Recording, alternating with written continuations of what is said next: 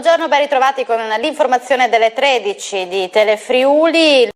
I pensionamenti dei poliziotti in tutti i capoluoghi della regione che avverranno quest'anno rischiano di mettere in ginocchio il comparto sicurezza, ma ci sono anche nuovi arrivi in vista.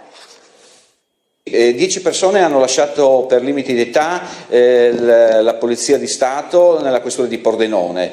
Attenzione però che altri 8 saranno i colleghi che all'interno del 2018 lasceranno il servizio.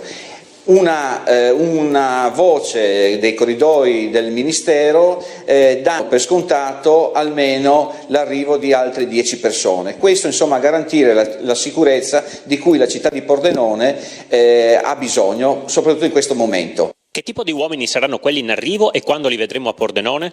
Sono 10 colleghi che usciranno dalla scuola alla fine di marzo e sicuramente dopo la festa della polizia che si svolgerà la prima settimana di aprile saranno dislocati chiaramente nel nostro territorio. La situazione nel resto della regione? Udine con 29 pensionamenti nel 2017 e altri 28 pronti nel 2018, così come l'organico di Trieste che comunque dal 2009 ha un organico con il segno negativo di 250 uomini. Si è sentito parlare di un aumento di 140 euro al mese per gli uomini del comparto sicurezza, ma lei ha smentito. Dopo 9 anni l'aumento mensile netto che arriverà nelle buste paghe degli uomini del comparto sicurezza ammonta a 44 euro netti di aumento. Credo che il governo abbia rispecchiato il periodo carnevalesco.